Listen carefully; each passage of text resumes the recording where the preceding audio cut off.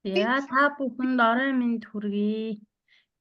Бидний уламжлалт болгон зохион байгуулдаг гадаад дахь Монгол Улсны багш нарт зориулсан мэргэжил арга зүйн цуврал сургалт 3-ын маань өнөөдөр сүүлийн сэдв нь монгол хэлний сургалтад уран зохиолоос ашиглах нь байна. За уран чимэг багш. За сайхан шинэлцгээсэн үү? Шинэ жилийн мэнд хүргэе. Бүгдээрээ амраад ажилдаа орцгооч гэсэн хүн бүхэн их ажилдаа байгаах. Тэгээд цаг зав гаргаад хичээлдээ оролцож байгаад баяртай байна. Юутай ч гэсэн 1 жил боллоо хамгийн сүүлчийн хичээл маань. Тэгээд сүүлийн тэмээний ачаа хүнд хичээл нэг их том сэдвийг 100 хичээл болж болох сэдвийг ганцхан хичээл болгох гэдэг та бүхэндээ ямар ч гэсэн өөрийнхөө болоод бус багш нартайгаа хамтарч хэрэгжилж байгаа арга туршлагаас солилцож бас жаахан ч гэсэн санаа оноо өгч чадах болов гэсэн бодолтойгоор энэ сэдвийг сонголоо. Тэгэхээр та нар бол мэдж байгаа уран зохиол гэдэг өөрөө ямар том сэдв билээ. Тэгээд монгол хэлний хичээлд ашиглахад бараг л одоо нэг шүлэг байхад л хэдэн цагийн хичээл болж болно тийм ээ. Нэг өгүүлэлэг сонсоход хэдэн цагийн хичээл болгож болно. За уран зохиолынхоо төрөл жанраараа тусгаад хичээл заах юм бол бас их олон хичээл болж болох талтай тийм ээ. Энэ их том сэдв. Тэгээд нэг хичээлээр та нар зүгээр өөрсдийнхээ санаа нь оноо болж байгаа хэрэгжилж байгаа арга барилаасаа хуваалцах гэж байна. Энэний өмнө би та нарт өмнөх хичээл дээр нэг үгийг анхааруулж хэлэх байсныгаа мартсан. Тэгээд тэрийгээ та нарт бас нэг нэмээд хэлээд өгчихё. Монгол хэлэнд байдаг нөгөө гуай гэдэг үг тийм ээ. Ах насны хүндлэх аялга үг тийм ээ. Энийг ерөөсөө сүүлийн үед хэрэглэхээ болсон юм шиг санагддаг. Тэгэхээр хэрвээ боломж байвал одоо манай багш нар өөрсдөө бас санаачлагтай байгаад энэ үгээ хэрэгжилжээвэл яасан юм бэ? Энэ нэлээд өмнө хэвлэгдсэн ном сурах бичгүүд дээр бол энэ бол сайхан элбэгдүү байж идэг байсан. Сүүлийн үед одоо номнууд дээр бас барагтаа одоо харагдах болж байна. Тэгээд энэ үгийг одоо нөгөө хандсан үгдэр тийм ээ. Дандаа нянгаа гэхээр нянгаагаа тийм ээ.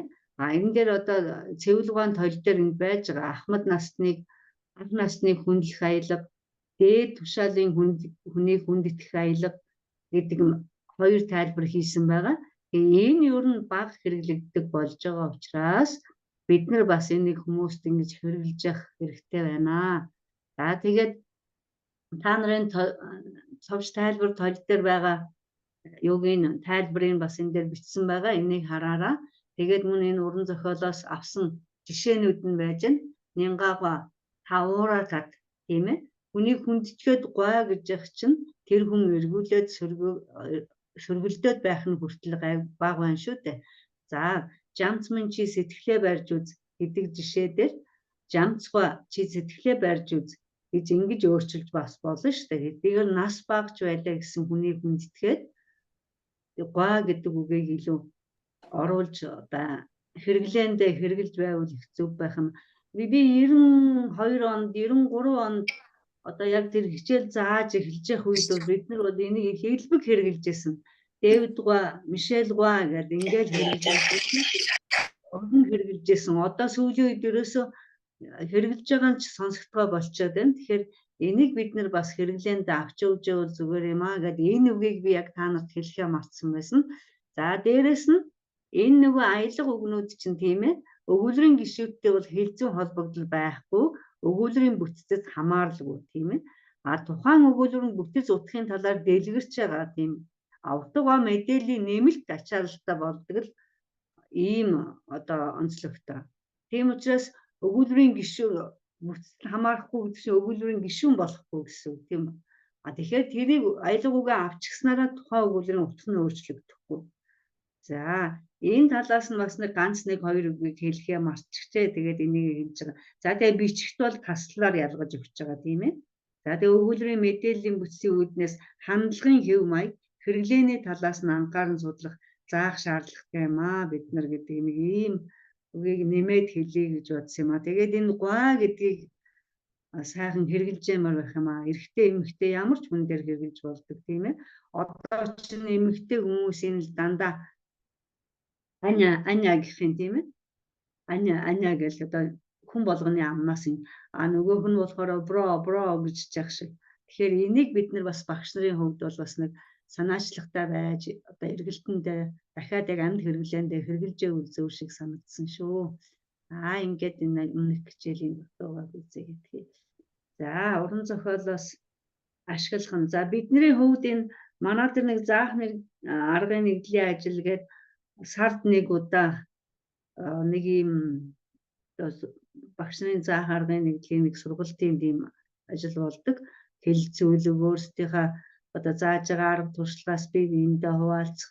Нэг удаад бид нар бүх багш нартай за бид нар монгол хэлний сургалтанд гадаадынханд одоо ямар бүтээлүүдийг ашиглах болох юм. Жишээлбэл жүжигүүдээс, кино, дэлгэцийн бүтээлээс, эсвэл яруу найргаас, эсвэл өгүүлэг, тууж, домог, ардын аман зохиолоос эхний ээлжинд бид нар юуг авч ашиглавал дээр юм бэ? Та нар нэг ингээд жагсаалтууд гаргаад ирээч гэх тэгээд ингээд жагсаалт гаргаад бид нар хэлэлцээд энэ болно, энэ хүндэтх юм байна гэд ингээд хасаад зарим багш нар маань нөгөө заавал унших ёстой 100 бүтээл байдаг тийм ээ, 100 ном, 100 тэрнээс одоо түүж аваад иржсэн ч тохиолдол байгаа. Тэрийг 100 булангийн хэрэглээч гэсэн ийм сандууд гарч ирсэн. Тэгэхээр бидний хувьд бол ингээд нэг жагсаалт гаргаад нэг 24 одоо бүтээлийг одоо ашиглаж аяа гэх. Тэгээ манайх тэндээсээ эхлээл ашиглаад явж байгаа. За өнөөдрийн миний гол юм бол бид нар яг уран зохиолоос ашиглахдаа гадаадынханд ямар материалууд, ямар одоо бүтээлийг ашиглаад байгаа юм бэ гэдэг талаасаа санал солилцох гэдэг. За эндээ би ерөнхий нэг зөвлөгөө өгөөд тэгээд дараа нь нөгөө одоо хэрэгжилж байгаа материалуудаа хэлэх юм байна. За юуны өмнө одоо монгол хэлний сургалтанд хамгийн өргөн хэрэглэгдэж байгаа зүйл бол ардын аман зохиол тийм ээ. За та нар мэдж байгаа хамгийн эхлээд хэл зөвшрүүлэх үг, амьсгал уртасгах үг, энэ хоёр бол хамгийн түрүүнд л орж ирдэг. Тэгээд ялангуяа нэг ойролцоо дуудлагатай эсвэл нөгөө суралцагч нарын өөрийнх нь хэлэнд байдаггүй. Тэгээд одоо манай хэллийг сурж байгаа эсвэл тухайн суралцагч их хэлнээс өөр ямар ч гадаад хэл сураагүй. Сурч байгаагүй. Сурч байсан туршлагагүй. Ийм суралцагч нар дээр бол хэл зөвшрүүлэх үг, амьсгал уртасгах үг илүү ач холбогдолтой байх шиг санагддаг. За илж байд юм уу тийм ээ, та нар сайн мэдж байгаа нэг эрүүл оруулж гэдэг үгнүүдтэй сурахчиг номнууд дээр бас энэ үгнүүдийг бид нэр оруулаад өгчихсөн байгаа. Тэгэхээр энэ хоёр бол хамгийн ихэндээ. За дараа нь жороо үг, зүүр цэцэн үг, онцог таавар, ерөөл магтаал, ертөнцийн 3, тоглоом наадмын аман зохиол үлгэрүүдээс орж ирдэг. За тэгэхээр жороо үг гэдэг чинь нөгөө хэлнийх нь ээдрэг гаргах гэж л илүү хэрэглээд байгаа. Харин зүүр цэцэн үг, онцог таавар болоод ирэхээр тухайн хүмүүст монгол хүний сэтгэлгээ талаас нь монгол хүмүүс ер нь яаж сэтгэхэд байна гэдэгт нь дадлаг болох үүднээс энийг хэрэгэлдэг. Гэхдээ аль нь ч байсан тийм ээ. Ялангуяа жороо үг, зүүр цэцэн үг, онцог таавруудыг тухайн үед заасан хэл зүүн дүрмтэйгээ уялдуулж оруулж ирвэл илүү зохимжтой мэт санагддаг. Ер нь аль нь ч сонгохтой тийм ээ. За ерөөл магтаалын тухайд бол оруулдаг. Гэхдээ энэ нэг бол дундаас дээш түвшинд ялангуяа гүнзгий шатны оюутнуудад орж ирдэг. ертөнцийн 3 тоглоом наадмын аман зохиолууд бол тэрнээс арай өмнө ашиглаж болдог. Ерөөл магтаалуудыг илүү судлаачдаар илүү сонирхох нь их байдаг. Зүгээр нэг ойр зүрийн жишээлбэл хүүхдийн шинэ хувцсыг одоо ерөөж байгаа иймэрхүү юмнуудыг бол яг одоо Монгол ёс заншлын хичээлээр бол танилцуулах боломжтой байдаг. За тэгээд одоо энэ ардын аман зохиолоос байна уу, юунаас байна уу тийм ээ? Өгүүлэг тууж ашиглах уу, эсвэл одоо жүжигийн зохиол ашиглах юм уу? Аль нэг ашиглах нь хамаагүй. Бэлтгэл ажлыг бол зайлшгүй хийх шаардлагатай байдаг. За нэгдүгээрт нь бол материалаа олох шаардлагатай. За ямар материал ашиглах вэ? За материал гэдэг нь энэ цаас харандааны тухай асуудал биш. Бидний одоо хичээлдээ хэрэглэх одоо сэдв одоо үлгэр байх юм бол ямар үлгэр нь байх юм тийм ээ? Өгүүлэг уншуулах гэж явал ямар өгүүлэг, хэний зохиосон ямар өгүүлэг байх юм?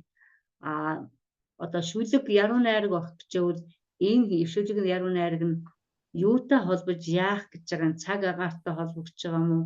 Эсвэл Монгол ёс заншилтай цагаан сартай холбоотой байна уу? Эсвэл та нарын тухайн одоо сард одоо үзүүлж харуулах гэж байгаа музей, үзүүр, эсвэл одоо хийх гэж байгаа аялалтай холбоо байна уу? Одоо энийг одоо бодчоож материалаа олох шаардлагатай, сонгох шаардлагатай. За тэгээ материалаа нэгийг сонгочихлоо. Тийм ээ. За сонгосон материалаа яах юм бэ? Заавал багш өөрөө уншиж судлах шаардлага. Ялангуяа одоо энэ ном шиг, тийм ээ. Энэ ном шиг одоо ингээд товч дараад одоо сонсгох одоо үлгэр ийм ном ашиглах гэж байгаа бол бүр илүү анхаарах ёстой. Яагаад гэвэл энэ ном чинь текст нь яг таны одоо ингээд сонсгох чинь эсвэл номон дээрээс уншуулах гэж байгаа хоёрын хооронд үгийн сангийн хөв таарч тохирч байна уу юу?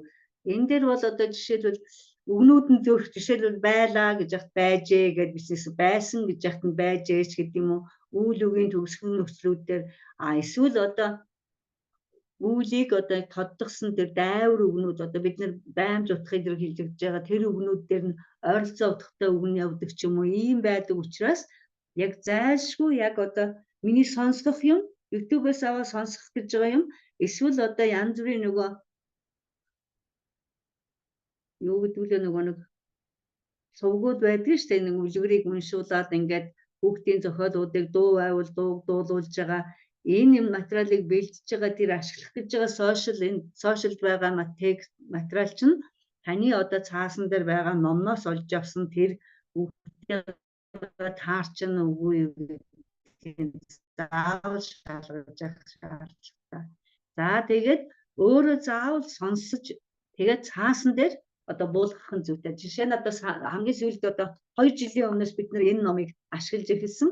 Энийг ашиглаж эхлэхийн тулд бид нар яг л одоо яа гэм би одоо ингээд ороод эрхийн мэргэнийг сонсгочихъя гэж хэлээд одоо ингээд товчоо дараад шууд ингэхээр амжихгүй. Яагаад гэвэл энийг нэгэнд сонсох гэж байгаа юм чи энэ дээр байгаа хэлбэрээр нь бид нар цаасан дээр буулгах шаардлага. Тэгэхээр багш нэг хэд сонсоод үг үсэггүй цаасан дээр яг зөв буулгах шаардлагатай. За тэгээ буулгачгаад яах юм бэ? Задлан шинжлэх хэрэгтэй. Нөгөө одоо буулгасан үлгэр дээрээ ажиллах нь шүү дээ багш.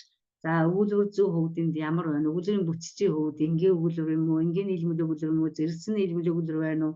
Эсвэл одоо холимог юу гэдэг вэ? Тусгын гишүүн өгүүлбэр, тодтгол гишүүн өгүүлбэртэй байна уу? Энтэр гэдэг одоо өгүүлбэр зүүн бүтцийн хөвд ямар байгааг нь. За дараа нь өвзөө хөвд. Энэ өвзөө хөвд одоо хэдэн өв нь миний суралцагчийг мэддэг үг вэ? Тийм ээ. Хэдэн хөвд нь шинэ үг байна вэ? Шинэ үг байвал ямар үг байна гэдэг ч юм уу. Аваа зүүн хөвд ямар байна? Одоо буруу зөрүү бичсэн юм байна уу? Дуудахт нь хэцүү үг байна уу? Ялангуяа анхан шатны оюутан дээр бол одоо хэтэрхий урт үгтэй байна уу гэх мэт байдлыг бол багш заавал задлан шинжил тэр сэдв дээрээ ажилласан байх шаардлага. За тэгээд энэ материалаа сонгох шалгуур нь юу байх юм бэ гэхээр зүгээр багшийн одоо заах арга хувийн одоо онцлогоос хамаарч магадгүй. Гэхдээ миний хувьд бол одоо ингээд суралцагчийнхаа монгол хэлний мэдлэгийн төвшинг багш бодлох хэрэгтэй. Дараа нь нас сэтгүүн онцлогийг бас харгалзан үзэх нь зөв юм шиг байгаамаа.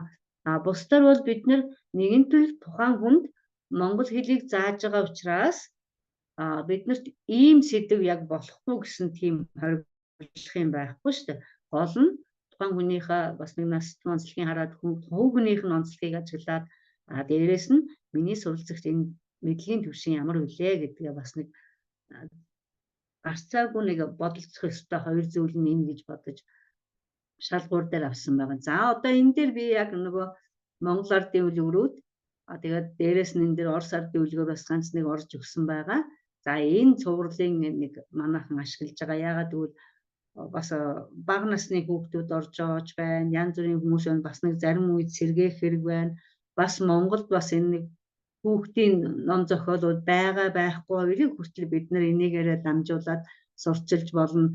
Энийг чинь дараа нь хүмүүс бие биендээ аваад бэлгэлсэн байдаг. Дараа нь хүүхдүүдтэй аваад өгсөн байдаг. Энэ талаасаа ч гэсэн бас бид нар Монгол ёс соёл заншлаа түгээн дэлгэрүүлэх ажил бас тодорхой хэмжээний хөв нэмрээ оруулах ийм боломжууд биднэрт байгаамаа. За ингээд энэ Дотор бол ийм 8 үлгэр байгаа. Эрхийн мэргэн болдоггүй бороо өгөн, хараацай хэдхэн хоёр, долоон бороо охтон, онгороо охин, чон хоёр, шоргоол төлөв шанган хорпоо үлсэн төг, чон ба долоо иш хөнгөрөөш. За тэгээд одоо мэдээж хэрэг багш болгонд за анхан шатанд аль үлгэр нь таарах юм бэ? Дунд шатанд аль үлгэр нь таарах юм бэ? Гүнзгий шатанд аль үлгэр нь таарах бол гэсэн ийм одоо асуулт бас бодол санаа төрж иж магадгүй. Тэгэхээр миний хувьд та нарт өгөх зөвлөгөө бол аль үлгэр одоо ямар шатанд таарах вэ гэж бодхоосоо илүүтэйгээр би энэ үлгэрийг анхан шатны суралцагчид ашиглахдаа ямар зорилго тавьж ашиглах вэ гэдгээр бодох шаардлагатай гэж бодож байна. Тийм учраас эрхийн мэргэн үлгэрийг та анхан шатанд ч хэрэглэж болно, дунд шатанд ч хэрэглэж болно, гүнзгий шатанд ч хэрэглэж болно. Харин энэ дээр бидний нөгөх даалгавар тавих зорилго өөр. Жишээ нь анхан шатны оюутанд эрхийн мэргэн бол уртдаж магадгүй. Би олон үлгэрүүд уншижсэн хамгийн цөөн үгтэй үлгэр ерөнхийдөө нэг 80 үгэд эргэлдэв юм байлаа. Уртхан шиг үлгэрүүд бол нэг 150 60 үгтэй. За тэрнээс ч дээшээ бас байхыг үгүйсэхгүй. Тийм учраас эрхийн мэргэн бол анхан шатанд хэрэглэвэл бичигд одоо ингээд цаасан дээрээ хараад за та энд байгаа энгийн өгүүлбэрүүдийг олоодох гэдэг юм. Энгийн өгүүлбэр заасан тохиолдолд эсвэл цагаар төгсгөх нөхцлүүдийн доогуур зураадах гэдэг юм. Эсвэл одоо зэрэгцгийн J-гээр холбогдсон тэр хэсгүүдийн зураадах гэдэг юм уу, тийм ээ? Эсвэл ерөнхийд нь нэг уншуулчаад 2хан 3хан асуулт тавиад эрхийн мэргэн биш хэн бэ? Тэр юу хийсэн бэ? Тэр яагаад энэ үйлийг хийсэн бэ гэдэг юм уу? Зөвхөн ингээд нэг хөнгөө маягаар ингээд асуултыг тавиад өнгөрчүүл. Дунд шатанд болоод ирвэл арай даалгавар нь хүндрээд таны тавьж байгаа зорилго чинь бас арай өөр байх хэрэгтэй. Гүнзгий шатанд бол ёстой эцэст энэ хүн яг эрхийн мэргэн гэдэг үлгэрийг бүрэн утгаар нь ойлгосон уу юу? Дээрээс нь гүнзгий шатны анхан шат дунд шатаас ялгарх нэг онцлог бол энэ үлгэрлийг ажилласны дараагаар нэмэлт дасгал ажлуудыг хийх шатанд очсон байх ёстой. Тэгэхээр би юу гэж хэлэх гэж байна гэхээр үлгэрийг бол ер нь аль шатанд ашиглаж болно. Тийм ээ. Ер нь цаг хугацааны хувьд аваад үзвэл өдөр болгон хичээлтэй гэдэг юм уу. За хамгийн багадаа нэг 1.5 сар сурсан тийм суралцагчид үлгэрээ сонгох нь бас боломжтой гэж үздэг. Тийм учраас яг харин багш бол даалгавар өгч байгаа даалгавар өөрийнхөө өмнө тавьж байгаа зорилго нь бол шат бүхэнд өөр өөр байх юм гэж ингэж хэлэх байна. За тэгээд энэ үлгэрээс би одоо нэг л үлгэрийг сонгоод одоо яаж одоо ажилласан тухай. За энийг чухам одоо яг энэ дээр ганцхан үлгэр дээр ингээд задлж шинжилээд яаж нээж ингээд ингээд ажилласныг харуулж байгаа болохоос биш дараа нь та нар одоо яруу найраг авлаа гэж бодъё. Тийм ээ. Явуулангуй би хаан төрөөвэ. Эсвэл одоо өөр хин нацгдуржийн шүлгээс ч байд юм одоо хэний ч одоо яруу найраг байдیں۔ Башвалжиргаан шүлгээс ч байд юм уу ингээд авлаа гэхэд ялгаагүй яг л ингээд текстээ бэлдээд яг энэ маягаар ингэж задлан шинжилж ажиллах нь зөвөө гэдгийг одоо нэг л одоо үлгэрээр би харуулахыг хүсэж байна. За ингээд энэ онгороо ухан чон хоёрыг бол өөр одоо Монгол ардын үлгэрийн номууд байд юм уу 100 бэлэг байд юм уу янз бүрийн материалаас олж болно. Гэхдээ миний сонсохоор сонгож авсан материал маань энэ учраас би тэнд байгаа одоо материалыг олцоод энтэй таарна гэж бодоод одоо шууд ингээд ашиглахад бол бас эрсдэлтэй. Оюутандаа хүндрэлтэй мэдрэмж төрүүлж болно, залхсан мэдрэмж төрүүлж болно, багш бэлтгэдэггүй юм байна гэсэн нэг өөрт чинь итгэх итгэл нь бас суларч болно, итгэл алдарч болно. Тийм учраас бол багш бол яг хийж байгаа ажилдаа бол эзэн байх хэрэгтэй. За тэгээд яг энэ дээр байгаа өнгөрөө ухаан чон хоёрыг 5-6 удаа сонсч үзээгээд ингээд яг энэ дээр ингээд буулгасан байгаа. Энэ бол өмнө миний өгсөн зөвлөгөөн дээр нөгөө материалаа олоод уншиж судлах тийм ээ. Ингэснээрээ яаж юм гэхээр яг нөгөө текст энэ дээр уншиж байгаа уншдаг хоёрын үгийн сангийн хувь таарч байна уу үгүй юу гэдгээ хэрглэж байгаа. Тэгээд өөрөө сонсоод цаасан дээр буулгаад авчихсан багш чинь хэд сонссон гэдэг нь тэн дотор хаана юу гарч байгаа вэ гэдгийг одоо багш өөрөө мэдчих нь байна шүү дээ. Тэгээд нөгөөхтөр дахиад ингээд ажиллахаараа өгүүлбэр зөв талаасаа ингээд задлан шинжилээд өгч. За энэ материалын хувьд бол хэлзүү хөвд гээ язгууртай үйл үг олон байгаа. Гэхэд гэсэн, гэлээ, гэж бодсон гэл. За тэгээ өгүүлбэрийн бүтцийн хувьд энгийн өгүүлбэртэй, энгийн нийлмэл өгүүлбэртэй, зэрэгцсэн нийлмэл өгүүлбэрүүд оролцсон байна. За мөн туслах үйл үгс нэлээд орж өгсөн. Цагаар төгсгөх нөхцлүүд байж байгаа. Тийм ээ. Одоо өнгөрсөн цаг дээр эсвэл одоо үргэлжлэх цаг дээр. За мөн биеэр төгсгөх нөхцөл одоо хүүгээрээ амруу ороо за би тгий гэд нөгөө 1-р бие 2-р бие дээр төгсөх нөхцлүүд орж ирсэн байж байгаа. За бие хамаатуулах.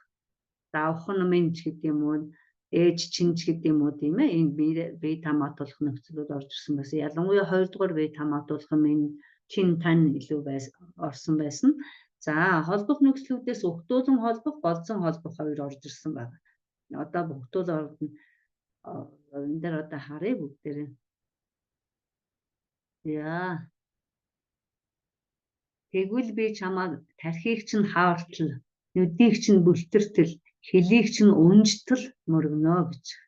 За энэ дээр талт хэлгээд байж гэн тийм ээ. За болцгих дээр ойгоод ирвэл олгоогч нь хаглана. Дайраад ирвэл давсхийг чинь цоолно. Гүйгээд ирвэл гүзээг чинь сүлбэнэ. Хөөгөөд ирвэл хөлийг чинь хугална да. Тийм ээ. Энэ дээр энэ болцгын энэ юмнууд явж байгаа. За үг давталт. Энэ монгол хэлний нэг найруулгын нэг сайхан арга тийм ээ. Ухарч гэдэг тийм ээ. Гуйван гэдэг. Энэ бол одоо зүгээр ухарч тэглээ гэж хэлснээс тэр давталт нь болохоор илүү одоо амьд тийм ээ. Тийм сайхан уянгалаг сонсгонтой болгож өгч байгаа. Энэ арга бол одоо манайд бичгийн хэлний нэг өвөрмөц арга учраас энийг бас ингээд оруулаад багш өөрөө бас мэдж. Яагаад энд хоёр удаа бичсэн багшаа хэвлэлийн алдаа юу гэж магадгүй шүү дээ тийм ээ. Тэгвэл багш үгүй юм манай монгол хэлний онцлогтой ийм найруулгын арга байж болдог гэдгийг хэлээд сайхан.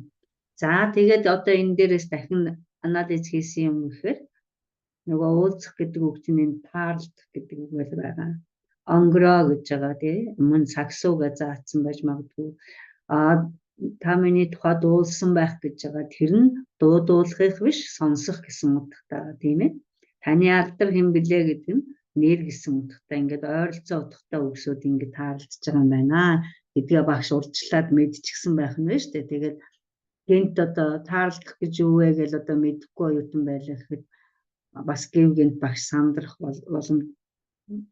бололцоотой тийм учраас төрүүлээд заавал ингээд одоо текстэн дээрээ ажилласан зүг байна. За тэгээ миний заасан оюутанд миний ашигласан оюутны тухайд бол шинэ үгний юм байсан. Энэ үгнүүд байсан. За тэгээд энэ жишээлбэл тухлах гэдэг үг байж байгаа. Тэгээ энийг одоо нөгөө оюутанд хэлэхэд маш төвөгтэй байсан учраас миний хувьд бол тухтай, тухгүй гэдэг үгэн дээр тулгуурлаад энэ тухлах гэдэг үйл үгийг ойлгуулсан. Зүгээр тав тух гэдгээс нэр үгээс авч болох юм л да. Гэхдээ өмнө нь миний оюутан болохоор энэ оростой тухтай байна. Их хэрэгжилжсэн учраас тэгээд энэ сандал өстой тухгүй юм энэ төргээд хэрэгэлдэг байсан оюутан учраас тэр үгэн дээр нь тулгуурлаж энд авсан байна. За тэгээд энэ үгнүүдээ багш одоо хэрвээ солонгос оюутанд орох бичээвэл за ийм шинэ үг гарах юм байна гэж бодоод тайлбараа одоо тойл бичгээ бэлдээд авчигч болно тийм ээ. Герман оюутанд та байвал герман хэлээр нь бэлдээд авчигч юм. Залхуурч өрөөс гэхдээ би та нарыг энийг айлгах гэж хийж байгаа юм биш шүү. Энэ хичээлийн бэлтгэл бол нэг удаа суугаад одоо нэг өдөр суун нэг цагийн дотор хийчихдэгч бэлтгэл биш тийм ээ. Та нар мэдж байгаа. Тэгэхээр нэг юмаа сонгож авчаад нэг удаа дээр нэгийг сайхан бэлэн болгоод дараагийн удаа дээр нэмэгдүүлээд дараагийн удаа дээр нэмэгдүүлээд тэгээд нэг сайхан хавцсанд бэлдээд ингээд бэлтгэл болгоод авчаад байх хэрэгтэй. Тэгэх юм бол дараа чиний хийсэн тэр юм чинь олон сайхан хүнд хэрэглэгдээд олон хүн авч хэрэглээд дараа нь өөрөө нөгөө хүмүүсийнхаа юмнаас авч хэрэглээд ингээ багш нар бол ер нь хамтын ажиллагааг бол маш сайн хийж явах хэрэгтэй. Тэгснээрээ бид нар өөрсдөө дандаа илүү хөгжиж, илүү өсөж нэг сайн талтай. За ингээд миний хувьд бол ийм үгнүүд нь одоо шинэ үг байсан. За тэгээд энийг бэлтгээд авчихсан байсан. За эндээс хилцүү хувьд бол хэрэглээ талаас нь тайлбарлах нэмэх ийм одоо юмнууд гарч ирж байгаа. Дорн барьж аваад идчихдэг байж гэж. Тэгвэл дараа нь дорн барьж аваад гэдэг нь одоо ямар утгатай юм бэ гэл ингээл асуултанд унж байгаа юм л да багш. Тэгээд одоо энийг ойлгуулахын тулд яг тэр цаг мөчид нь тийм ээ түүнийг идэх ёстой байжээ гэж бодож байна. Тэгэхээр чин тэр цаг мөчид яг тэр хоронд гэдгийг монгол хүмүүс дорн цээжилчихсэн. Дорн бичээд өглөө гэдэг ч юм уу ингэж хэрэгэлдэг гэдгийг тайлбарлаад энэ гүнзгий шатны оюутан дээр хэрвээ дунд түвшний оюутан байх юм бол яг тэр цаг мөчид гэдэг байдлаар орхиод тэгээд энийг заавал бодит хэрэглээ болгохыг нэг тулган шаардаад байх шаардлагагүй. За дараачих нь дгийн гай гэж байгаа. Онгордгийн гай, онгорсны гай тийм ээ. За тэгээд миний хувьд хэрвээ миний суралцагч одоо ингээд энгийн одоо цагийн араас ийн гэдэг одоо харьяалахын тялгалын нөхцөл авсан байна гэдгийг андуурч магадгүй эсвэл сайн ойлгохгүй байж магадгүй гэж үзвэл яг ингэж өөр өнгөөр ингээд бичээд яг бүтнээр нь бичээд хэрвээ энийг гээгээд бичих юм бол нөгөө оогоо гээгээд бичих юм бол нөгөөх чинь эргэлзээ, тэнэгэлзээ байж магадгүй шүү дээ. Тийм учраас ингэж ялгаж тодруулж харуулчихад дараа нь ард нь үгээ зөв бичээд. За өнгөрснө гэдгийг энэ өнгөрсөн цагийг хөвж штэ тэрний араас нь харьяалахын тялгал нь бол жаахан дөхөмтэй ойлгоход нь хялбарчлах үүднээс бол ер нь бол ийм тайлбаруудыг хийдэг.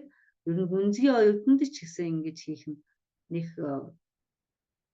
багшийн хувьд яхан ажиллагаатай байж магадгүй суралцагчийн хувьд бол тийм гэдэг илүү батчиж бэхжчээдэг арга байгаа. За тэгээд ийм одоо гай гэдэг үгийг одоо яаж хэрэглээнд орсон байна. Энэ гай гэдэг нь үйл үгтэй хамт орохороо яаж ордсон байна тийм ээ энийг хав. За энд мөн ха болий гэж байгаа. Одоо өөрөөр хэлбэл нэгэ задлахтаа явхаа болий, татах татхаа болий гэж болно шүү дээ. Гэтэл би нөгөө материал дээрээсээ зүгээр хаа болий гэдээ авчихсан байгаа.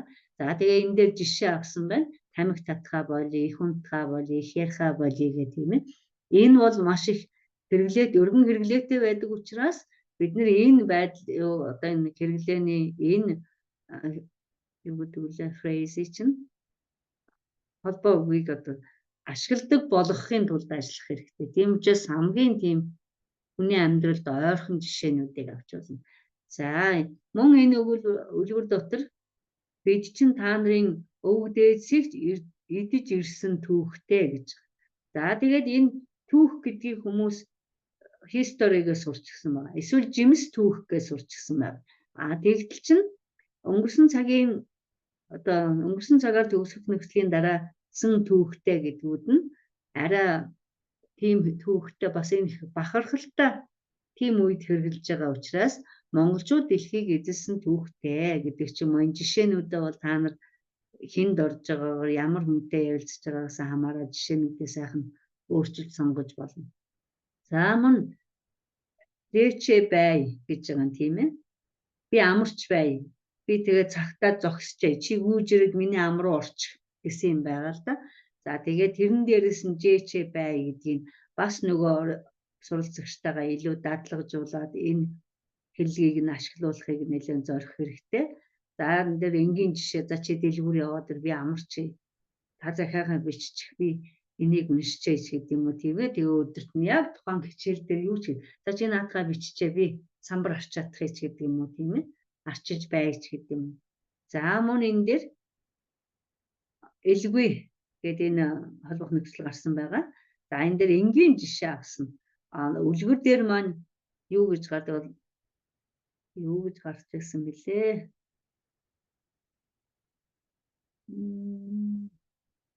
Энэ байж байна. Мэдсэн бол онгороо ухныг олон үг хэлүүлэлгүй дорн барьж аваад иддэг байж гэж хэлүүлэлгүй гэдэг үйл өгний араас ороодсон байна. Тэгээд хэрвээ энэ болгоныг ингээд багш задлаад бэлтгэлээ хийж авахгүй бол суралцагч гинт асуухаар бид нэр бол сандарч мэгдэх юм уу бас нэг буруу зөв тайлбарлах асуудлууд гарч магадгүй. За эцэст нь хэлэхэд бол дасгалууд бэлдээд ажилуулах шаардлагатай. Нөгөө уншсан текстэн дээр одоо өөрөөр хэлбэл энэ үлгэр дээрээ тохирсон дасгалууд багш өөрөө бэлтгэнэ шүү дээ. За хамгийн ихний дасгалууд бол голдуу бид нар яаж хийж юм гэхээр зүгээр үлгэрийн дотроос асуулт багш асуугаад тэгээд суралцагч хариулахаар. Жишээлбэл ухна гэж юуг нэрлэдэг вэ? Тийм ээ. За онгороо гэж ямар хүнийг хэлдэг гэдэг ч юм уу тийм ээ. Гэх мэт асуулт зүгээр асуултанд хариулах. Ерөнхий ойлголтын шалгалт. Дараагийн дасгалууд нь ямар байж болох вэ гэхээр үйл үгийн цагийг сонсоод нөх. Дахиад сонсгож болно. Эсвэл өгүүлбэрийн дундаас нь үг одоо арилгаж бичээд тэгээд тэр үгийг нөхөх дасгал байж болно. Гэх мэт одоо нэг бид нар ер нь нэг дээдл нь 5, доотлол нь нэг 2 дасгалууд одоо энэ уншуулсан материал болгон дээр бэлдэж ажил.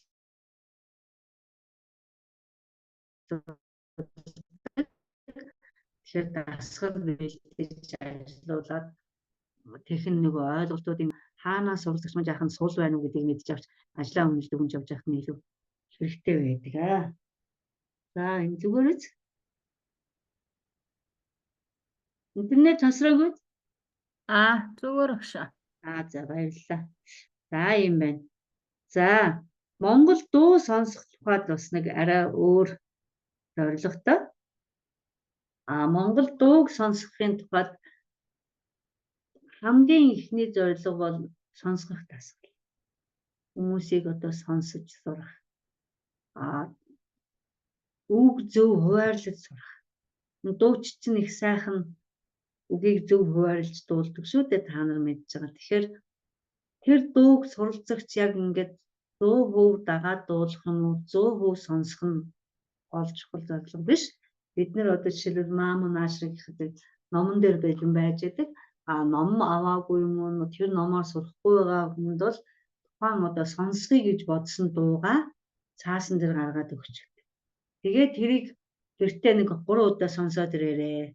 Эсвэл өнөөдөр 1 удаа сонсоод ирээд маргааш нь та дахиад нэг сонсоод ир. Өдөрт 1 удаа 7 хоног сонсоод хорооч гэдэг юм уу.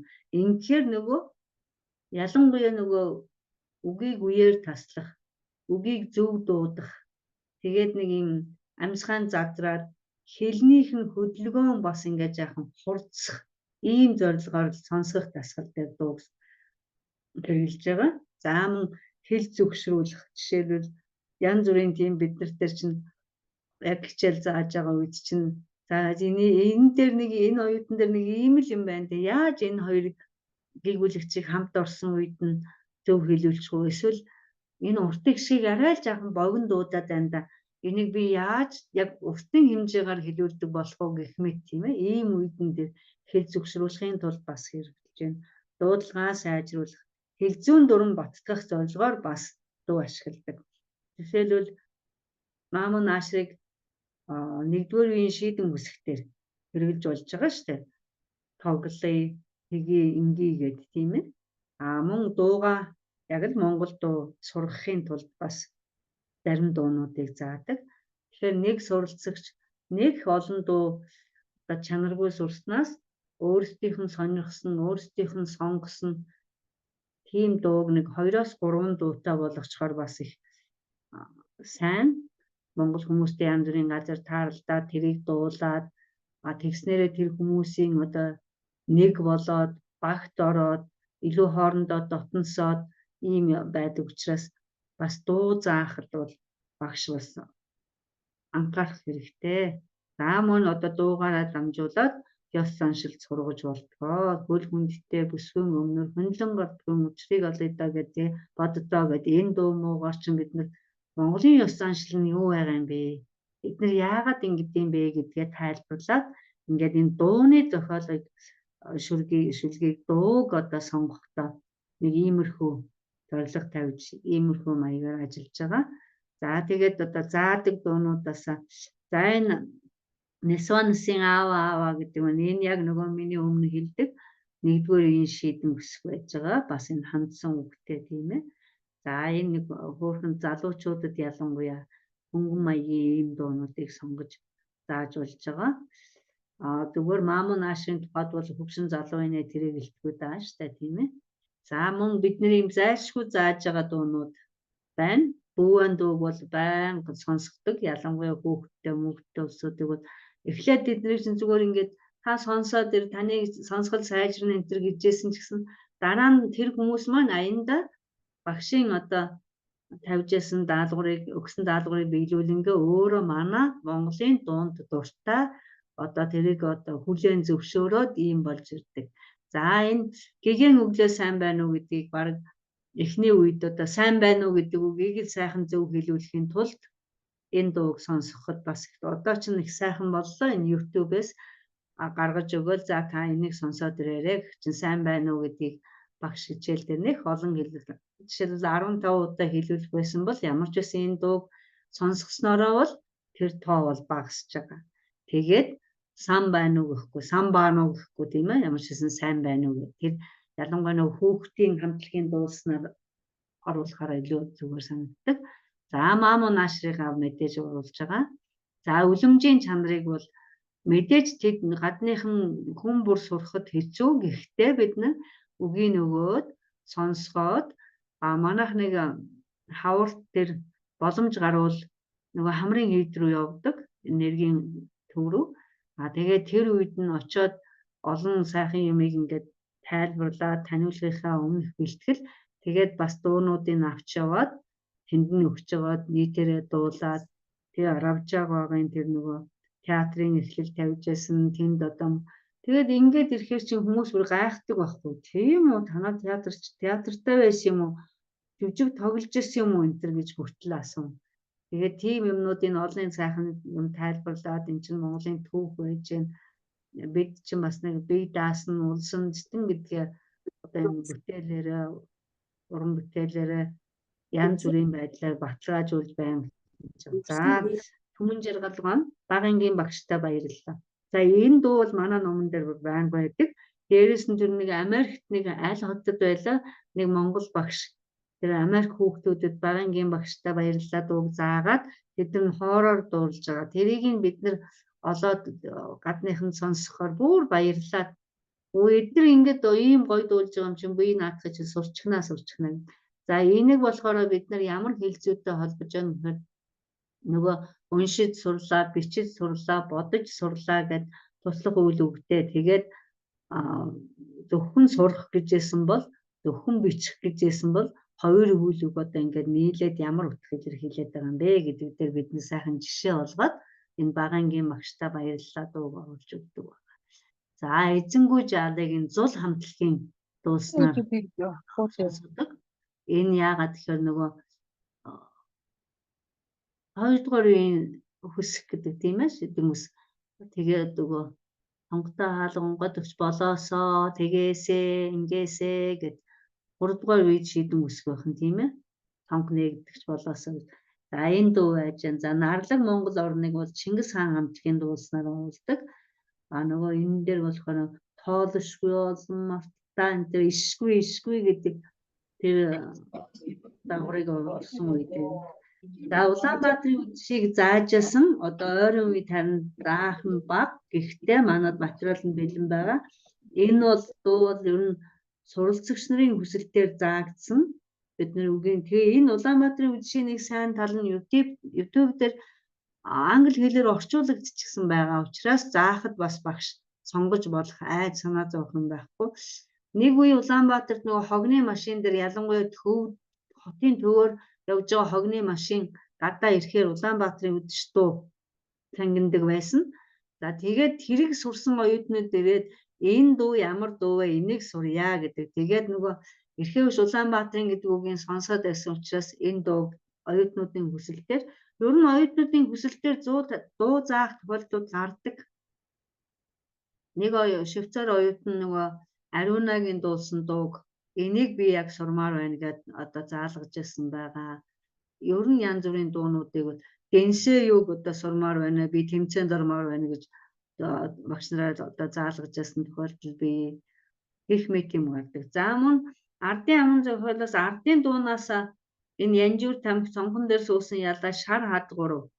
Цонхон дээр суусан ялаа яагаад гарч ирсэн гэхээр нөгөө концерт үзээд тэгсэн чинь нөгөө энэ дуу байсан чинь тэнд үзсэн оюутнууд одоо энэ дууг чинь сурья гэдэг одоо хүсэлтэй бай. Тэгээ бид нар мөн ялгаагүй нөгөө дууны үгнүүдэд бичлээд дотор нь байгаа мэддэг үгийг ялгана, мэдэхгүй үгийг ялгана. Тэгээд нөгөө өгүүлбэрүүд дээр ажиллаж байгаа. Тэгээд хизэн заавал боломжтой байна гэдгээр ингээд заасан байгаа.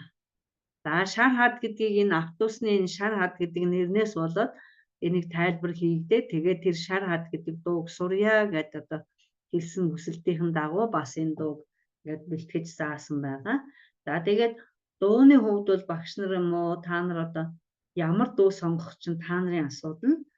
Энэ бол та нарын ажил төлөвлөлтөд чинь холбоотойгоор ямар ч дуу одоо сонгогдож магадгүй. Тэгтээ сонгохдоо одоо хэл зүйн дүрмтэй чинь таарахч байна, таарахгүй ч байна. Харин тэгээд ажиллаж ижил заавал илүү зохимжтой гэж хэлэх байна. Урьдчилан заавал бэлтгэл аюултай шүү гэдгийг хэлэх байна. За зүүр цэцэн үгээс одоо нөгөө ардын аман зохиол төслөөс чинь. За энэ дээр болохоор нөгөө яасан байна? Тодорхой холбох нөхцөлтэй холбож ийм зүүр цэцэн үгийг өгсөн байна. Энэ нь болохоор болцсон холбохтой.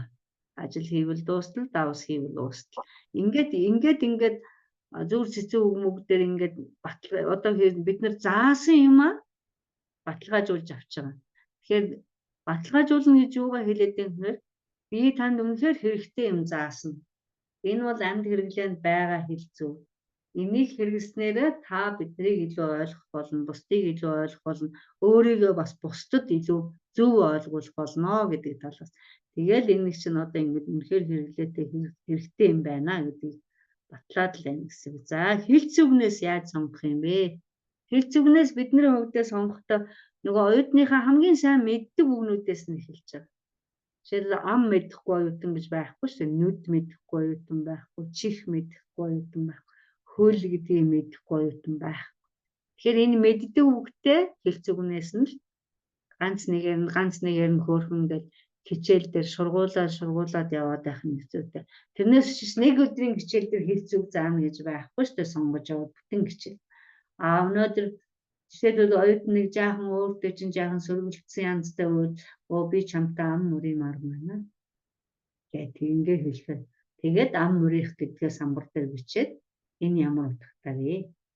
Эсвэл одоо өнөө өчигдөр та сони юу вэ багшаа өчигдөр та юу хийсэн бэ гэл ингээд бид нарт дандаа асуулт ирдэг шүү дээ. Тэгтэн өчигдөр би нөхөртөө ам мөрийгаад ихгүй энэ бүр зоригтой хийж штэ. Тэрнээс ам мөрийгаагүй ч байж болно.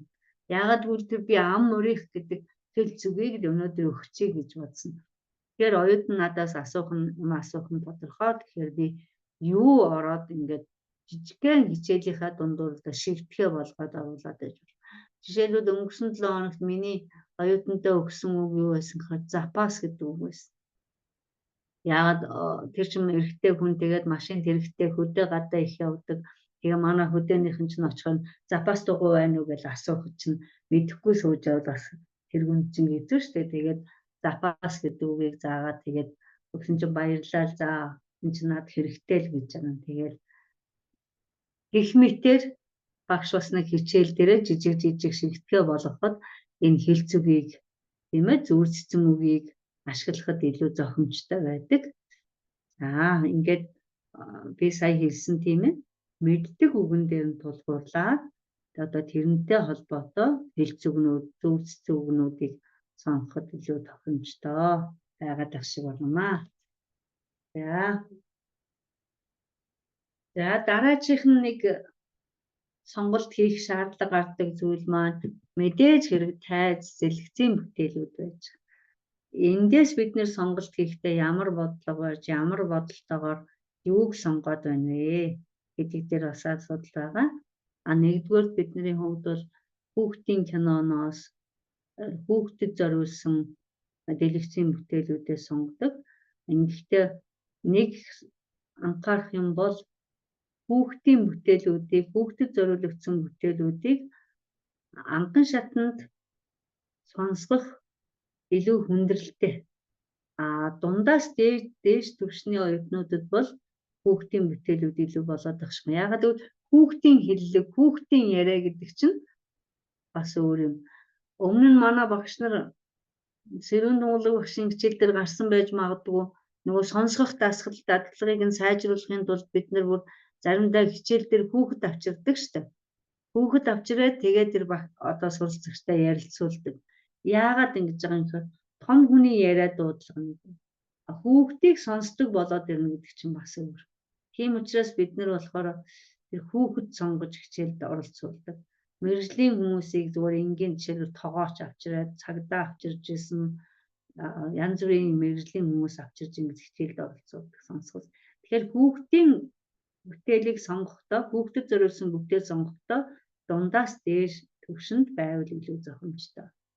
За киноны дунд уран сайхны кино болоод баримтат киноны тухайд бол ер нь бол 60-аас 80-аад оны кинонууд илүү өвгөн тодорхой бас нөгөө юу гэдгэлээ элдв хараалын юм уу гудамжны үг хэллэггүй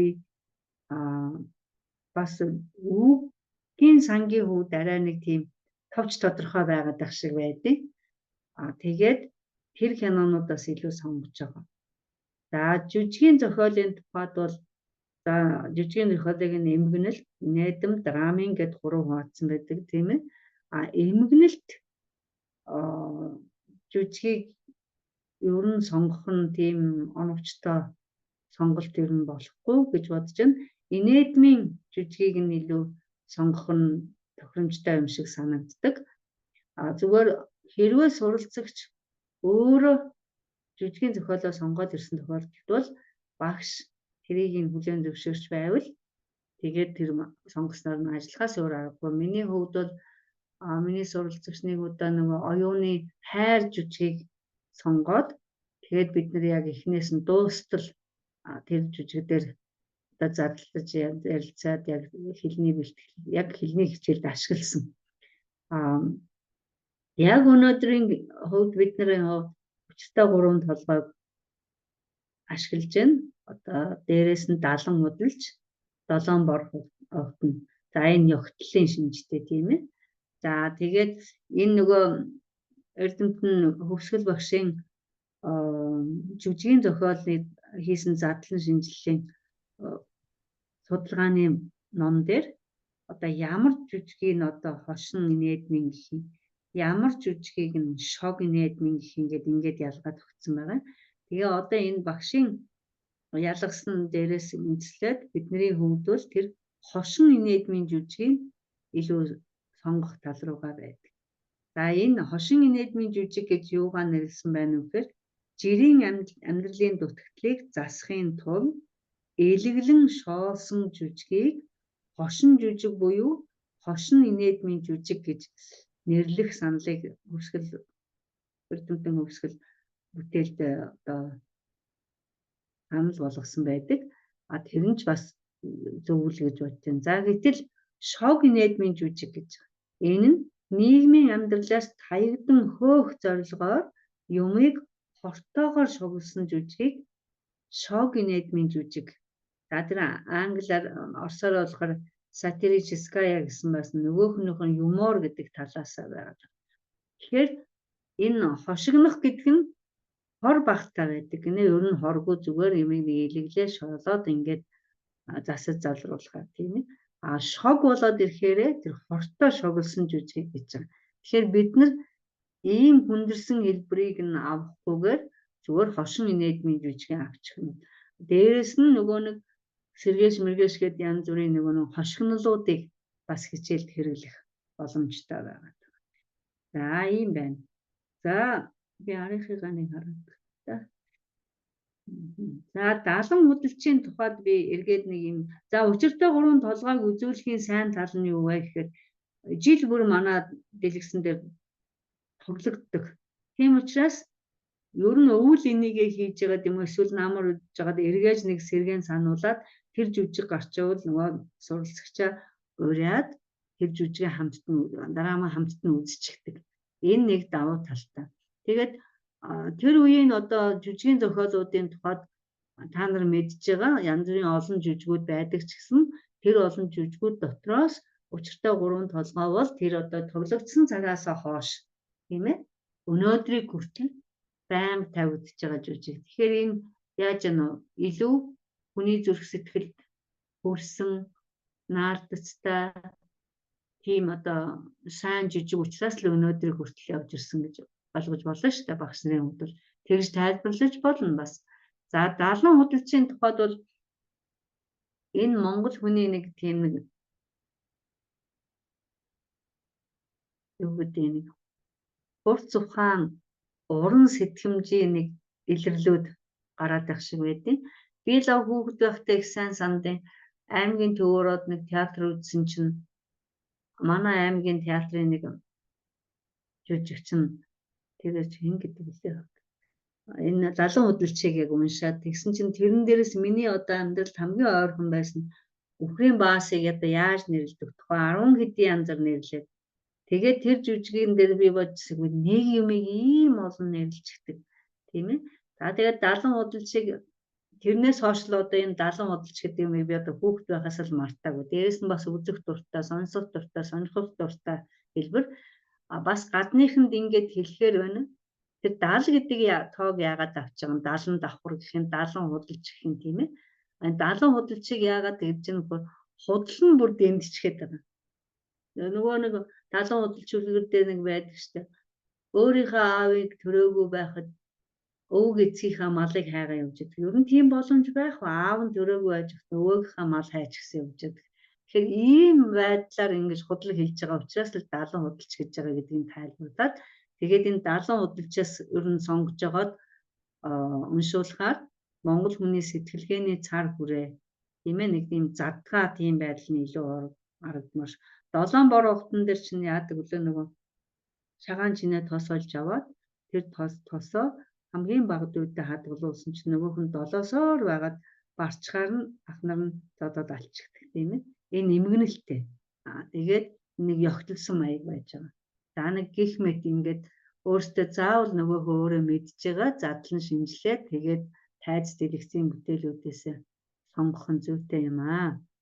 За тэгээд мөн Эрдэмтэн хөвсгөл дээр юу жүжигийн зохиолын судалгааныхаа бүтээл дээр инээдмийн жүжигт нацагд орж ийн би биш Лодо Дамбе итгэж болно Ёсембур төр дөмбөр Нэрмүрийн нэг нэрвэн паян найрын ширээний уус барамсаа жүжигийн тухай жүжиг. За энэ оноотой гавж инээдмийн ба драмын шинж хожсон жүжигдэр энэ ой дуугаан далан худалч гэж байгаа. Сампл Сүндвийн Монголын жүжигийн зохиолын талаар нэг судалгаа байдаг. Тэрэн дээр 28 үлгэр далан худалч үлгэр байгаад тэрний 11 нь бол бидний хичээлд одоо судлагдах одоо хичээлийн материал болж босгооц тийм байсан санагдаж байна. Тэгэхээр тэр ой дуугаан далан худалчийн жүжигийн зохиолуудыг та нар үзвэл дотроос нь бас ганц нэгийг сайхан боломжтойг нь сонгоод материал болгоод бэлтгээд авчих боломжтой юм аа. За мөн инээдмийн аяс бүхий драмын жүжигт бангны тожоо жолооч арваа хэрийн тал тамирын бэр энэ хідээс илүү сонгож болмоор юм уу гэсэн санаагаар тэр судалгааны материалыг үзэж байгаад энийг та нарт зориулж бэлдсэн юм аа. За киноны тухайд бид нар ямар кино үзүүлж байна вэ? Тийм ээ. За энд бол бидний хувьд бол өндөр ээжийг үзүүлдэг. Монгол ээжүүдийн нэг тийм уужим сайхан сэтгэл одоо ямар ч тийм төвөгшөөлт байхгүй жинхэнэ гаднаахныг хэлээд идэг нөгөө зочломтгой тийм ээ энэ чанар маш сайхан харагдсан кино энийг үзүүлдэг. За мөн одоо Монголд боловсролын салбар яаж үүсч хөгжсөн тухай тэр шинэ үсгийн багшийг энийг бол яг багш нар бүгдээрээ ярилцж байгаад бидний сонгосон кинонууд. За дожоод оржийн аман хуурыг Улаанбаатарын их суур яаж тавигдчихсэн? Улаанбаатар ямар байсан? ирж байгаа гадаадын хүмүүс чинь Улаанбаатараар дамжихгүйгээр Монгол оронд байх юм нөхцөл байхгүй. Тийм учраас энэ ам хуурах юм үзүүлдэг. За нөгөө энэ кинон дээр бас яах вэ гэхээр нөгөө киног үзүүлэхийн тулд багш дахиад тэр кинон дээр гардаг ямар үгнүүд байдаг вүлээ, юу байдаг вүлээ, ямар одоо хэл зүг ашиглагддаг вүлээ, ямар хэл зүүнүүд ер нь байдаг вүлээ, тухайн зурлагч үзээг сонсох ойлгохгүй бол яах вэ? Миний үзүүлж байгаа киног яг ингээд дорн зогсоогоод тэгээд ухраагаад нөгөө үгэн дээр ажиллах боломж байна уу? Энэ бүх бэлтгэлээ бол багш хийсэн байх шаардлагатай. Эсвэл одоо нөгөө зурагтын манай хувьд бол нөгөө тэнхэр дэлгэц билүү нөгөө зурагтын мэдээтэй сонин аваад тэгээд манай тунгалаг багш хариуцаад тэрэн дээр нь ингээд тодруулаад тэгээд самбар дээр тавьдаг. Тэр тодруулсан юмыг яах вэ гэхээр нөгөө оюутнууд үзэх ёстой. Тэгээд тэр үзснийхэн дараа бид нар ярилцдаг нөгөө он сард хэдний өдөр хэдэн цагаас гарах гэж байгааг нь ямар суугаар гарах гэж байгааг нь хүртэл мэдээлж өгч байгаа учраас за нөгөө төр хэдэн цаг тийм кино гарна тэрнийг үзэх ёстой байна. Эргээд бид нар энэ дээр ярилцах юм байна гэдгээ мэддэг. Тэгээд энд ярилцдаг байгаа.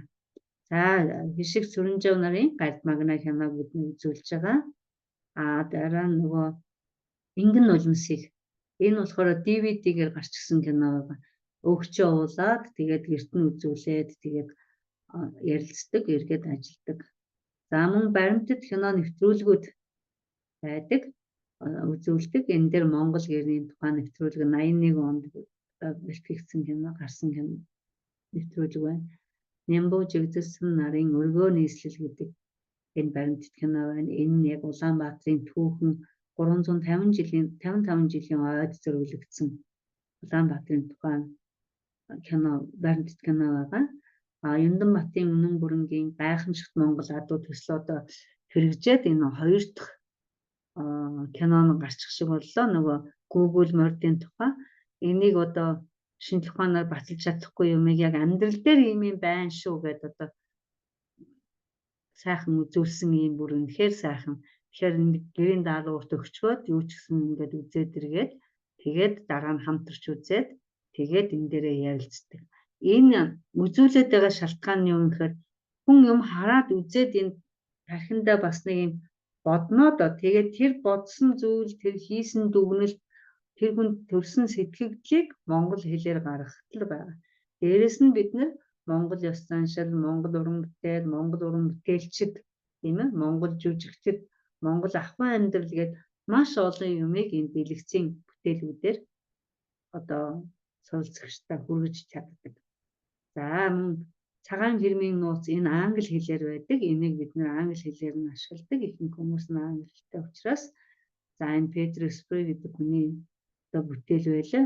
Энийний дууг нь болохоор нөгөө ямар дуунуудыг авсан байлаа да сандгүй.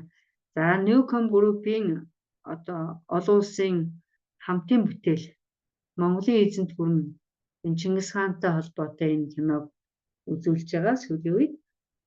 Энийг яагаад гэвэл англи хэлээр байгаа бас тэгээд дээрэс нь гадны хүмүүсийн үгээр одоо харж энэ бүтээл бий болсон учраас хүмүүс төрөх итгэл нь бас арай илүү хүн Монгол хүн хийчихсэнгүү л Монголоо магтаад байгаа гэсэн ойлголт төрж болно шүү дээ. Гэтэл гадныхны хийсэн энэ бүтээлийг хэрэгжилж байгаа шалтгаан нь олон улсад бас одоо монголчуудыг ингэж хардсан юм байна. Олон улсад бусад орнууд одоо эднийг ингэж ойлгодог юм байна гэсэн ийм бодлуудыг төрүүлэхэд бас илүү олон үргэлж үзлээ гэдэг юм уу өөр өнцгөөс харах талаасаа ч гэсэн энэ илүү сонголтыг хийж байгаа зөв гэж үзэж бид нэр ашиглаж байна. Яа нэг юм байна. За орчин үеийн уран зохиолоос байд юм уу? Энэ дээр одоо нийлүүлээд биччихлээ. За яруу найраг байж болно, өгүүлэг тууж байж болно. За домог хар яриануудаас бас сонголтуудыг хийж болдог. За энд би нэг юм номны зураг орууллаа. Та нарт хэрвээ боломж байвал энийг заавал олж авах хэрэгтэй. Монгол хэлний дасгалтаа унших бичих гэдэг ном байгаа. Энийг Монгол зүйл суралцж байгаа гадаадын иргэдэд зориулагдсан энэ ном 87 оны ном байж байна, тийм ээ. За энэ номыг яагаад та нарт үзүүлж байгаа юм гэхээр Энэ яг л Монголын уран зохиолоос гадаадынханд хүргэж байгаа. Хүргэхдээ ер нь яаж хүргээд байгаа юм бэ гэдгийг маш сайхан харуулсан одоо бидний Ахмад үеийнхний одоо хөндлөж явдаг Эрдэмтэн мэргэдийн хийсэн ном сургачгууд байна. За энд мөн гарчгуудыг орууллаа. Яагаад вэ? Та нарын энэ гарчгуудыг хараад нэгдүгээрт уран зохиолоос байгаа нь үнэн байна. Дээрээс нь зөвхөн уншаад орхитгүй байна гэдгийг илүү одоо та нарыг харна гэж бодож байна. Жишээ нь Деважинд хүргэх Онист тэрэг гэдэг өгүүлэг дээр дасгалууд байж байгаа биз? Тэгээд даалгаврууд өгсөн байна. Зүгээр энэ өгүүлэг маань дотор нь дасгал байхгүй шүү дээ. Энийг чинь одоо тэр өгүүлгээ оруулчаад тэрэндээ таарсан дасгал боловсруулад тэгээд тэр дасгалуудыг ажилуулсан байх жишээтэй. За энэ хардаа Төдөвгаан чулуутаа танилцсан туужаас байж байна. Энэ хэдэн хичээл 4-р хичээл, 5-р хичээл ингээд 2 хичээл болж ороод тэгээд мөн энийг дасгал боловсруулад тэгээд даалгавартаагаар ингэж ажилуулсан байгаа. Тэгэхээр энэ одоо өөрсд чинь яг эхлээд ингээд зааж байгаа багш нар ялангуяа шин тутам байгуулагдж байгаа сургалтын төвүүдэд, сургуулиудад яг өнөөдөр ийм баялаг материал байх ямар ч боломж байхгүй. Манайх бол одоо 96 онд байгуулагдсан. 96 оноос хойш одоо хэрэгжилж байгаа зүйл дээрээ би тулгуурлаж ярьж байгаа шүү дээ. Тэгээ биднэрт ийм материал байхгүй байхад бид яг энийг л хэрэгэлсэн. Яг л энийг хэрэгжилсэн, энэ номыг хэрэгжилжсэн. Тэгээд харин яг эхнээс нь Деважинд хүрэх Онист тэрэг гэдгээс эхлэх үү, эсвэл Хүжийн галаас эхлэх юм уу? Эсвэл энэ Нацагдоржийн уран бүтээлээс эхлээд энэ Цагаан сарбай хар нулимсаас эхлэх үү гэдэг нь материал дээр ажиллаж сонголт хийжсэн. Тийм ээ. Энд хардаа явуу холонгон тэхийн зөксөл дөөл байж байгаа. Энд малгайтай чон байж байна. За гих мэт ингээд ийм материал дотроос бас л яг одоо өмнө миний хэлсний дагуу сонголтоо хийгээд тэгээд энийг сайхан ажилуулад явж байгаа өөрсдөө бас ингээд гашаад, дадлагжаад за нэг иймэрхүү байх юм байна гэсэн ийм ойлголтуудыг аваад тэрнийхээ дагуу өөрийн гэсэн одоо бүтээлтэй болох боломжтой юм аа. Тэгэхээр биднэрт ийм уран зохиолтой танилцуулах ийм одоо гарын авлага үлгэр дуурайл авах ном сурах бичиг бас байхгүй биш.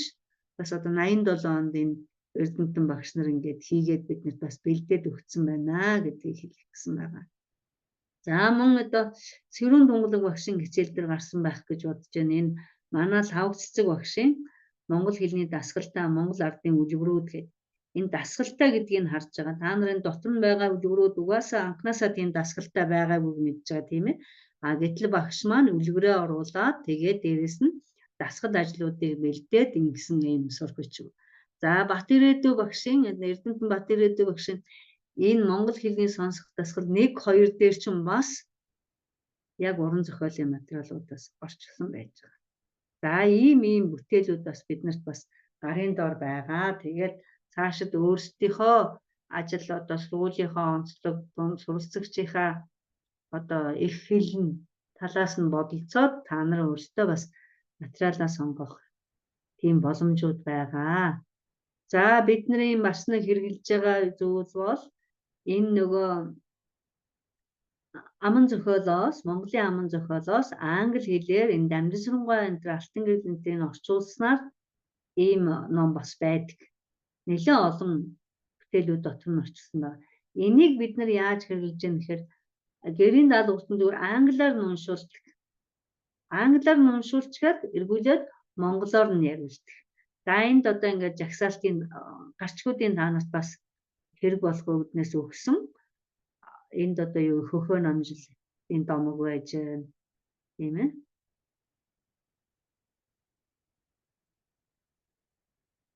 Энэ янз бүрийн мордын тухай домгууд байж энэ янз бүрийн юмнууд нь ингээд байж байгаа. Та нар эндээс нь харж агаад сонголт хийж өгчгөөд тэгээд эргээд монгол хэлээр нь ярилцаж болно шүү дээ.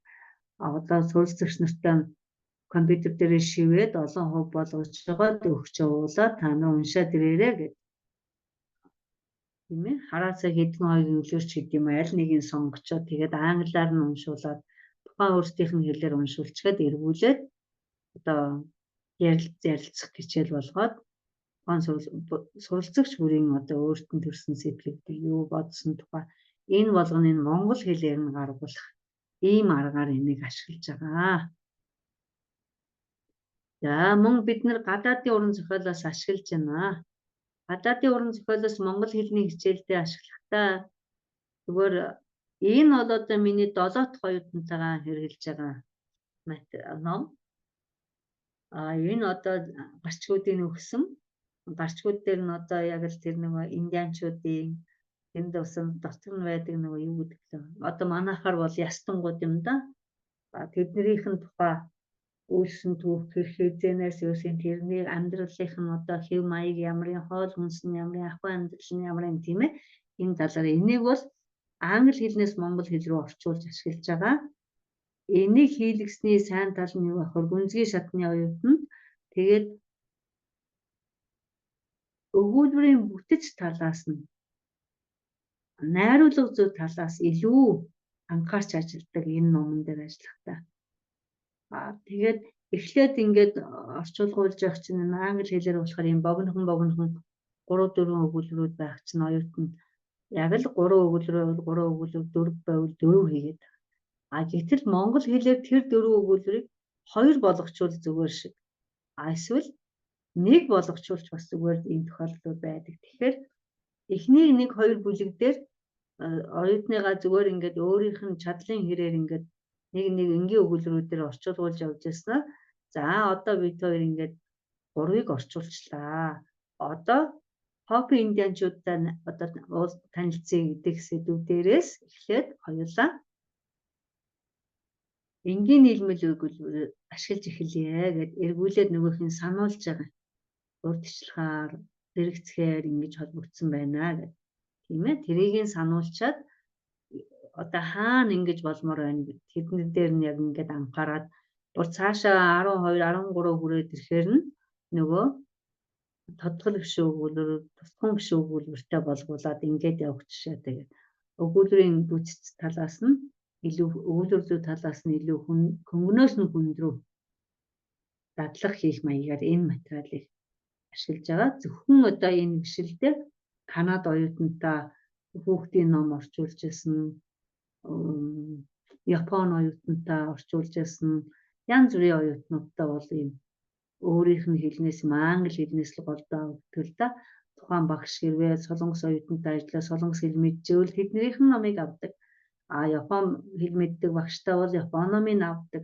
Тэгээ бидний хувьд бол нэг иймэрхүү маягаар гадаадын уран зохиолоос ч гэсэн монгол хэлний сургалтанда ашиглаад явж байна. За тэгээд эцэст нь одоо нэг өөрийнхөө энэ сургалтын явцад одоо дүгнэлт хийгээд та бүхэндээ зөвлөгөө өгнө гэдэг юм уу эргэж сануулах нэг зүйл бол одоо энэ багш гэдэг алдартай эзэн байхыг хичээх хэрэгтэй. За тэгээд энэ алдар хүнд бол одоо их эрхэм алдар хүнд тийм ээ. Тэгээд багш гэж хэнийг хэлэх юм? Тэгвэл сайн багш гэж хэнийг хэлэх юм гэдэг талаас нь бодох тийм. Тэгээд энэ алдартай бас нэг эзэн байхыг хичээх хэрэгтэй. Амархан биш л дээ. Гэхдээ хүн бүхэн хичээвэл бас болдог. Бас их сайхан мэргэжил ажил. За тэгээд багш хүний нэг онцлог бол дандаа шинийг эрэлхийлэгч байх хэрэгтэй. Нэг л мэдчихсэн юм нэг л байгаад ээж болохгүй шүү дээ. Ялангуяа дунд сургуульд ажилладаг багш нарын хувьд бол үнэхээр хоцрогдол гарч байгаа нь харагддаг. Өөрсдөө ч ирээд хэлдэг.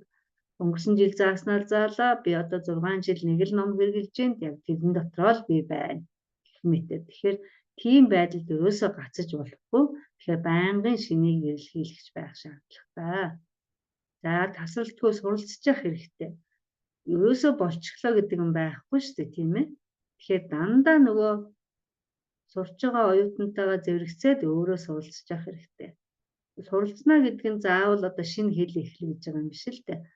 Өнгөрсөн 7 өмнө жил одоо би 24 оны 3 сард энгийн нийлмэл өгүүлбэрийг заахдаа би гаргаж ирсэн алдаагаа л энэ жил одоо 25 оны 3 сард хийхдээ энийг алдаж болохгүй тийм ээ, давтаж болохгүй. Өмнөх алдаан дээрээсээ суралцаад одоо заах ардын хөвд гэдэг юм уу одоо хэлж ярьж байгаа зүйлээ системтэй болгох талаасаа байд юм уу эсвэл заах зүйлээ эренбэнд оруулах тал дээр байд юм уу байнга л суулцж явах хэрэгтэй. За мөн дараагийн нэг хэлэх бол хамтаж байх хэрэгтэй гэж хэлмээр байна. Хамтаж байна гэдэг нь бие биетэйгээ заах аргын талаас эсвэл ашиглаж байгаа материалаа сэтгэл харамгүй хуваалцдаг байх хэрэгтэй. Тэгээд одоо энэ дээр хамтаж байснараа бид нар яах юм гэхээр одоо нөгөө багшийнхаа хийсэн бүтээлийг байгаа хэвээр нь аваад ашиглаж байгаа. Эсвэл нөгөө багшийнхаа хийсэн материалыг өөрийн болгоод ашиглаж байгаа тийм ээ. Энэ нэг адаптын ингээд хоёр үг бүр анханд нь л эхлээл хэлсэн тийм. За тэгээд нэг багшийнхаа материалыг ингэж ашиглахаас гадна сургууль дээр хэрэгжилж байгаа сурах хүчийг яг одоо байгаа хэвээр нь ялангуяа шинэ залуу багш нарын хувьд бол эхлээд байгаа юмыг маш одоо оновчтой зөв цагт нь зөв газар нь зөв аргаар ашиглаж чаддаг байх шаардлагатай. Ийм байдалд суулцах хэрэгтэй. Дараа жил болохоор нь нөгөө ашиглаж байсан сурах хүчийг өөрийн болгоод ашиглах хэрэгтэй. Зарим нэг нь хасаад, зарим нэг нь 10 өгүүлэг байвал 5-ыг ашигладаг болгоод 5-ных нь оронд арай өөрийнхөө одоо бэлдсэн материалыг ашигладаг ч юм уу тийм ээ. Эсвэл текстийн цолиод байгаа текстийн гэрт нь уншуулдаг ч юм уу. Ямар нэгэн байдлаар өөрийн болгоод ашиглах хэрэгтэй. Дараагийнх нь нэг хэлэх зүйл бол өөрийн гэсэн гарын авлага сурах хүчин материалыг бүтээх хэрэгтэй. Энэ заавал ном бич гэж байгаа юм бас биш л дээ. Сайхан одоо нөгөө өөрийн гэсэн хавтастай болоод тэр хавцсан дотор ч таны хийсэн, таны одоо санаачилсан материалууд байхад тэр чинь эргээд бусад багш нарт ч тэр бас эцэст нь өөрийн чинь бүтээл болж байдаг. Манай лавг цэцэг баг манайх нэг ийм одоо юу гэдэг нь аргатай гэх юм уу миний хувьд багш нарыгаа байж байгаад за хийсэн материалуудаа надад нэг шалгуулаарай гэж ингэдэг байсан. Одоо ч бас тэгж л байна. Тэгээд тэгсэн чинь манай лавг цэцэг багшийн өгсөн материалууд дотор яг л ийм байсан. Энэ үлгэрүүдийг ингээд задлаад дасгалууд ажиллаад бас лавг цэцэг багшид байсан юм нэг салаа утгатай өгнүүд дээр нэлээд ажилласан юм. Би зүгээр одоо нэг 12 сард материалууд аваад амархаараа үздэг байсан. Яг тэр заншлихаа дагуу ингээд үзчихсэн чинь лавгаад тийм байхаар би тэгээд лавгаадаа хэлсэн лавга чиний энэ чи ер нь ном болчих юм биш үү? Чи энэ талаас нэг боддоо гэдгийгсэн. Тэгэл лавгаагч нь надаас ном гарах уу ч гэлээ юу ч гэлээ нэг тиймэрхүү санаатай байснаа. Тэгээд дараа нь үгүй болгүй энийг болмоор харагдаад байна шүү л гэж тэгсэн. Тэгээд дараа нь энэ бүтээл гарсан. Одоо энэ олдохгүй байгаа юм бид нар одоо чи дахиж хэвлүүлээч гэж ингэж харин салаа утгатай үг нь 2 дахь удаага илүү 3 дахь удаага илүү хэвлэгдээд маш их гүнзгий шатны оюутанд бол маш хэрэгтэй материал болоод ашиглаж байгаа. Тэгэхээр өөрийн юм бүтээлч байх гэдэг нь энийг л хэлнэ. Өөртөө ингээл одоо би яад энэ зөвхөн би зүр цэцэг дээр л ажиллая да. Тэгэл эсвэл би нэг хэл зүгнүүд дээр л ажиллая гэдэг ч юм уу. Иймэрхүү ингээд тэгээд дараа нь эцэст нь тэр чинь таны бүтээл болоод ингээд гарах юм аа. Тэгээд та бүхэнд энэ нэр хүндтэй бас энэ зүрх сэтгэлтэй хүний хийдэг ажлыг сонгож хийж байгаад одоо баяр хүргэе. Бас өөрийн зүгээс их талархаж байна. Талархаж байгаа учраас бас та бүхэнд баярлж байгаа учраас энэ ажлыг бас за би та нар намайг чадна гэж үл би нэг жил бас хичээгээд үзье гэж хэлсэн. Энэ даргад хэлсэн байгаа. Тэгээд бас нэг жил их хурдан өнгөрлөө. Та бүхэнтэй хамтарч ажилласандаа баяртай байна. Тэгээ бас хэрэг болох юм хэлж өгч чадсан байх гэж найдаж байна. Тэгээд бас авах хүмүүсээс хамаардаг. Хүмүүс юм авлаа, сурлаа гэд бичгээр би ч одоо бас их хөөрөөд баярлаад хүнд хэрэгтэй мэж байгаа мэн гэж бодоод байгаа. Тэгээд та бүхэндээ амжилт хүсье.